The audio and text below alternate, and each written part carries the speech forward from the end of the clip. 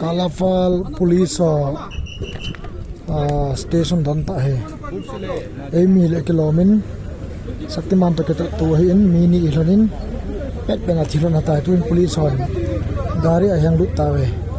ami ko hi ge ile police on phon do di bo he dan hi accident umna hai bol but jong aumin tuina la do we gorang da nam upai da nam ipimi koi kho thi ki che do la he kun activa tel de yeng adan hi khogol no bol na dinga hi but jong tha be ki chol hon dan he gari yang tel de yeng ya dom mo mo nge ateng le helmet jong ki bu han lo le ki lo me tho pa yeng ha jam poi izat dom mo mo nge so keman doing kita to din gari yang chip la yang he chunga hi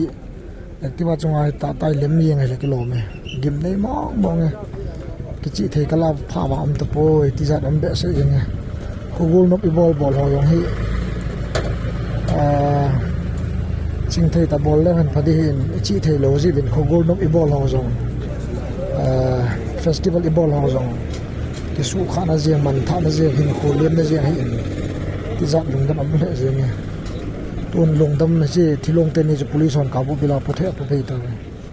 mi hem adim ni nge chi na nei mayu te kanam ni te ho ko hi chawang zo identify the hilo lai ji in police on a khol chilowa ai kat ho vet tiong le bo ko hi an het dip an bel bet di we a gari number hi activa n ekana dayo le kilomin MN01A HO663 है जो है गाड़ी नंबर